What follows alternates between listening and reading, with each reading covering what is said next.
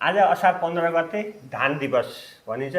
असार 15 को दिन हिलो खेल्ने यानि कि धान रोपाई मान रोपेर मुरी उब्जाउने भन्ने छ। हाम्रो बिउ तयारी नभएको हुनाले कोठामा बसेर अब केही न केही त गर्नु पर्यो, असार 15 बनाउनु पर्यो भन्दाखेरि यता आमा, यता हाम्री प्रिय श्रीमती, उता मेरी लभली छोरी माझमा म। यसरी आज दही चिउरा खाएर सानो यो त आमालाई हो छोरी मेरी प्यारी श्रीमती। पहाडमा यो असार 15 कसरी मनाउँथे? पहाडमा दही चिउरा खाने, रोपाई खेल्ने, वाली गिदाउने गर्थे, वाली गिदाउने गर्थे पहाडमा।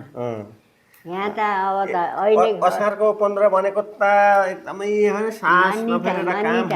यसरी बसेर खान कहाँ पाइन्छ र? ठुलो मान्यता असार आजबाट जे होस् असार 15 को दिन पानी आयो। आजबाट पानी सुरु भएछ कपिलवस्तुमा है।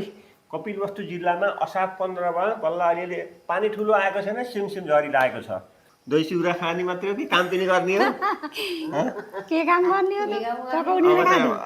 अब रोप्न जाने हो, अब बिउ काट्न जाने हो। परिमल लाउन पर्यो नि। परिमल लाउन अब त्यसै बोल्न त ज्याला तिर्न पर्छ, परिमल लाउने। पिटी त परिमल लाउनै पर्छ। मैले 15 वर्षकी छोरी हिला कुचेको छैन भन्ने हो नि। हामीले नलाएर हो रोप्न जाने चाहिँ जान्छ नि। हिलो त खेलेछु। त्यतिकै बाहिर बाटाउनु गइलो कि खेता गइलो? खेताको हिलो। यो पनि एउटा चलन, दही चिउरा खाने। असारे 15 दही चिउरा खाने, साउने 15 खिर।